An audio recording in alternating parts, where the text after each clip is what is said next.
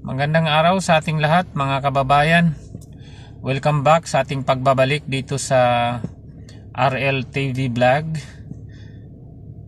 Pag-usapan natin ang mga bagay-bagay na may kinalaman sa ating bansa, sa ating mamamayang Pilipino, may kinalaman sa ating lipunan, hindi lamang ngayon kung hindi maging para sa mga kinabukasan ng ating mga kabataan sa susunod na mga henerasyon. Pero bago ang lahat, kung bago ka pa lang sa aking channel, pa-subscribe na, at kung gusto mo sa mga usapang ganito, wala tayo ditong wala tayong mga cinematic effect or kung anuman na mga pampaganda ng ating video.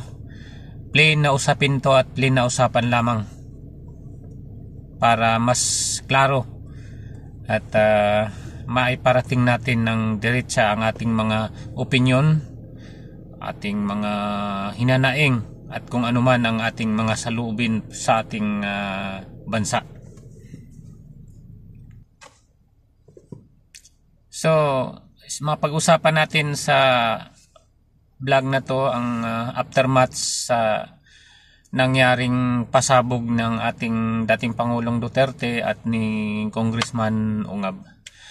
Ang about sa eskandalusong national budget na pinasa ng ating mga mambabatas kuno, budget na para sa taong kasalukuyan, taong 2025. So, pag-usapan natin ano ang kanilang mga sagot, may nagbago ba or may mga alibay ba o kung ano man ang mga palusot nila. At pag-usapan natin kung ano man ang mga diversionary tactics nila para ilihis ang ating mga mamamayang Pilipino sa tunay na usapin or sa importanteng usapin ng ating bayan. So, magdalawang linggo na or 2 linggo na ba nung sumabog ang balitang yon. Nakikita natin na ang mga resulta or mga epekto sa mga banat ng ating dating Pangulong Duterte at ng Congressman Isidro Ungab. Natatandaan natin na naglabas ng pasabog linggo at kinabukasan, pagkamandi nung araw na yon, sumagot kaagad ang ating ES Bersamin at si Pangulong Marcos. So, ang mga sagot nila, sabi ni Executive Secretary Lucas Bersamin, fake news daw ang pinalabas na yon. So, balikan lang natin ang bahagya, recap lang to. Fake news. Tapos sabi naman ni Pangulong Marcos na nagsisinungaling daw si Duterte. So, tingnan natin ngayon, no, after almost 2 weeks, kung ano na ang kanilang mga sinasabi. Pero bago sila nagkaroon ng o bago bumaliktad ang kanilang mga statement, mga sinasabi, gumawa muna sila ng mga ingay para ma-divert ang issue o ma-divert ang atensyon ng mga tao. So, isa na dyan na may rally kuno sila. Kailan ba yun? Nung 18 ba? Rally na, ewan. Wala namang dumalo. Pinangunahan yun ng mga epal na mga grupo.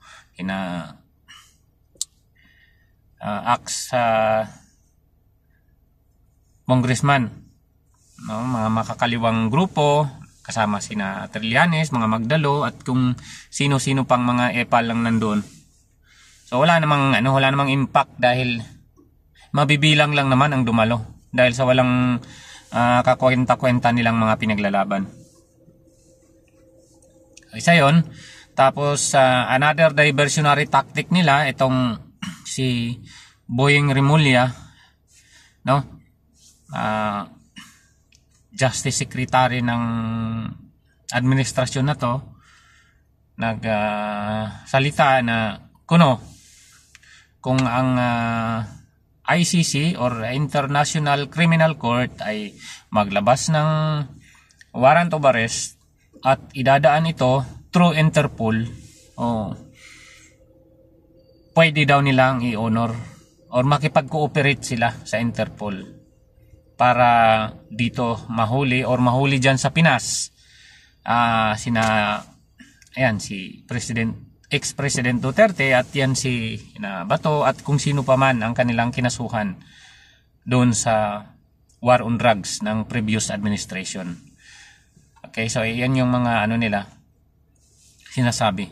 Matatandaan natin na previously, nung medyo okay pa ang UNITIM, sabi nila na wala nang jurisdiction ang ICC sa atin. Hindi na yan natin papasukin dito. Hindi natin sila i-honor or kung ano man. Ganun ang mga sinasabi nila noon. 'Di ba? So, kumbaga, pag tataksil sa bayan, kung i-honor nila ang mga kagaya niyang ICC na huhulihin or lilitisin si ang ating dating Pangulong Duterte.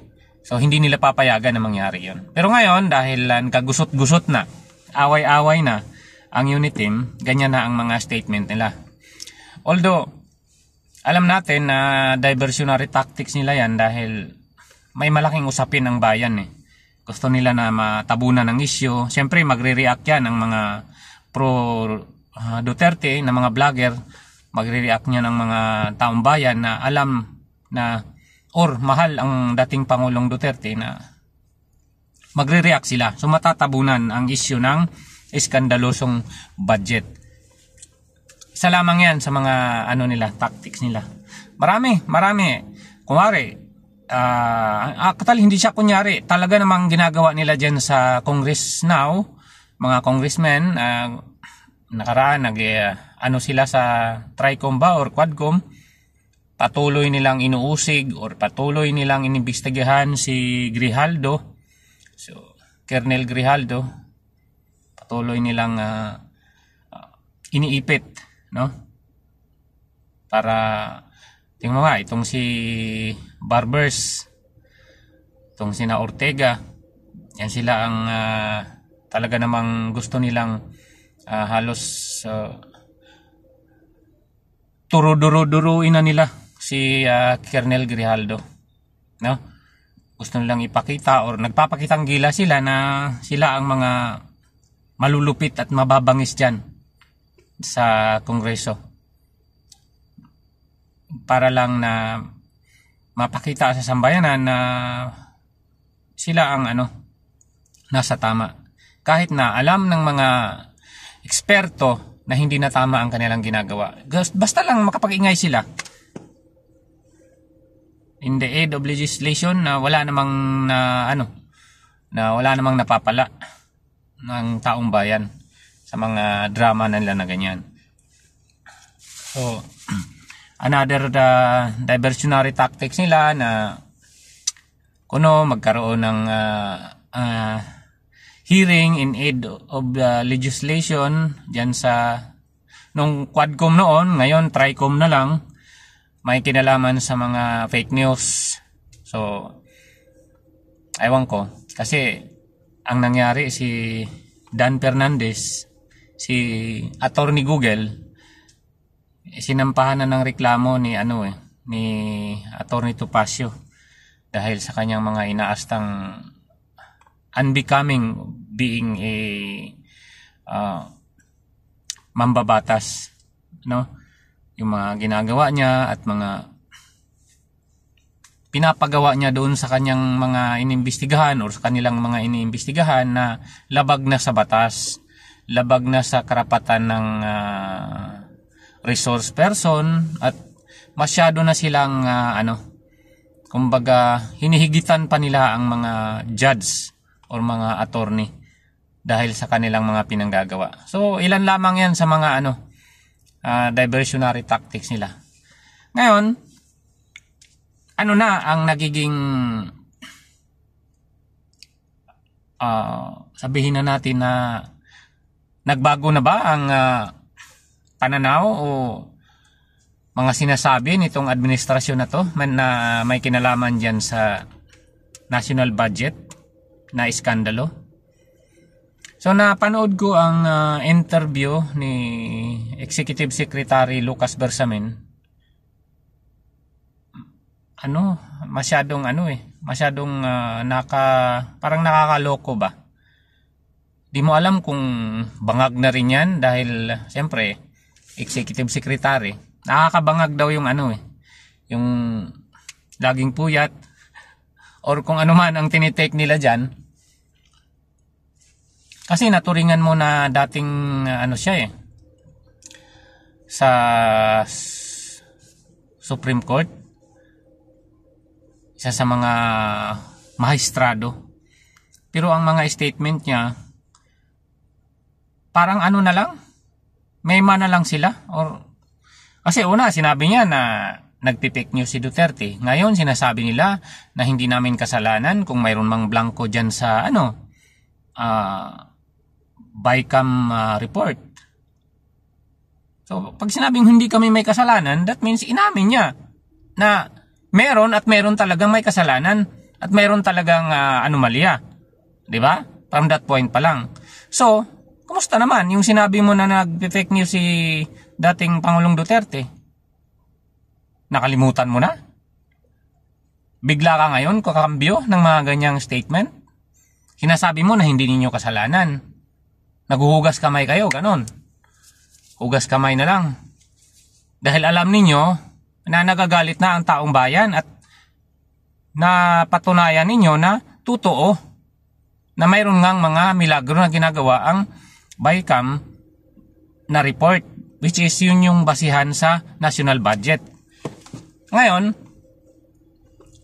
kung itong pakinggan natin naman ang mga senador, particular na ang nasa finance committee na si Grace po, dinidepensahan niya na wala daw anomalya at tama lang daw ang ginagawa, 'di ba? At nililihis nila ang usapan na GAA or General Appropriation Act, or kung ano man ang before mangyaring GAA, mayroong tinatawag sila na enrolled bill. So wala daw blanco doon. Wala namang blanco doon talaga at hindi naman yung pinag-usapan. Sa kanila lang, gusto nilang ilihis at gusto nilang mapakita sa mga interview nila na walang blanco. At tama ang ginagawa nila. Pero ang katotohanan, hindi nila kayang harapin.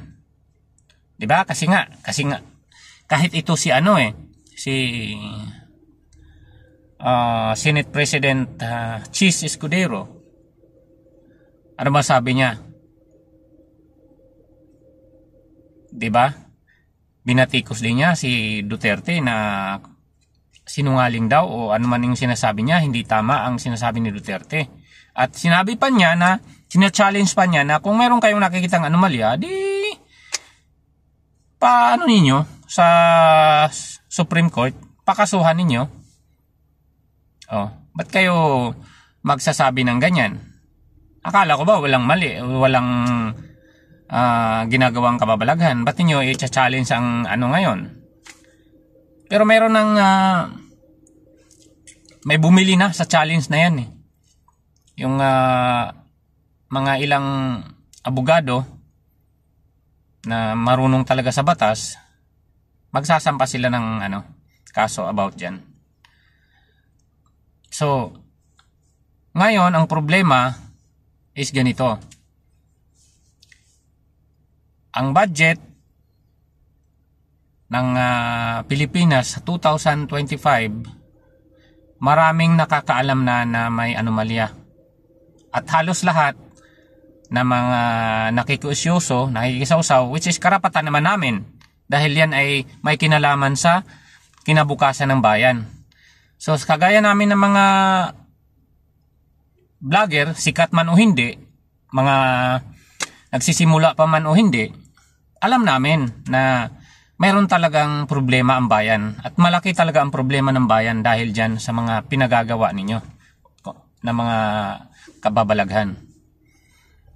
So, ano ang ating opinion dyan? Pagdating sa budget na maanomalya, makikita mo na doon pa nga sa parang nagluluto yan eh. Kung may problema na ang niluluto mo, hindi pa man naluto. Palagay natin karne. Kung maamoy na yung karne before pa naluto. Panigurado yan na pag naluto yan, hindi yan kaayaya. Hindi mo yan kayang sikmurain at kung kaya man, magkakaroon ka ng problema sa tiyan mo. Ganon din ang budget. Kung may problema ang budget, habang hinahanda pa nila, may anomalya na, pagdating yan sa implementation, palpak yan. At walang ibang magdurusa kung hindi ang taong bayan. Ikaw, ako. So, kung hindi tayo magsasalita at hindi tayo makikilahok sa mga pagpapahayag ng ating saloobin at pagtutol dyan, kawawa tayo. At lagi na lang tayong kawawa. Diba? Eto, sa darating daw na na 31, itong January 31, meron na naman daw pagtitipon or rally na naman daw. Pero ang nakakatawa at nakakairita dahil ang pagtitipon na yan ay para daw sa iskandalo ng budget. Diba? Sinakyan nila yung issue ng budget. Pero ang panawagan nila, impeach Sara. So tingnan natin kung meron bang dadalo dyan. Kasi sa mga walang alam or sa hindi kabisado ang mga pangyayari sa paligid, maaaring ganun. Sasali sila. Pero sa atin na alam natin ang ating pinaglalaban at alam natin kung ano ang pinaglalaban nila sa araw na yan, hindi tayo makikilahok dyan. Tamo? Yan mga dilawan yan. Yan, sila Magno at kung Cielo Magno at sino pa yung mga Jokno, yung mga dilawan na yan, magrarally daw sila. Condemning the budget. Pero, ang panawagan, impeach Sara. Di ba makita mo kung paano sila manggagamit. Sinakyan nila yung popular na issue para lamang isabit yung panawagan nila na impeach Sara. So ikaw, alam mo naman. Ako, alam ko na. So, makikita natin kung saan ang suporta natin, hindi para sa mga politiko. Of course, dito mayroon tayong kinikilingan dahil alam natin kung sino ang gumagawa ng tama at mali. Alam naman natin kahit pa sabihin mo na hindi ka politician, kahit sabihin mo na isa ka lang ordinaryong Pilipino kagaya ko, pero alam natin, nung previous administration, kami dito, lalo na dito sa ibang bansa, proud kami bilang Pilipino dahil sa ating Pangulong Duterte noon. Nakaka-proud ang mga ginagawa niya, nakaka-proud ang mga success niya, nakaka-proud ang mga development na ginagawa niya sa ating bayan. At hindi lang yan, maging ang mga ginagawa niya, mga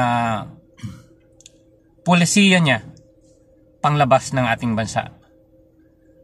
Pero ngayon,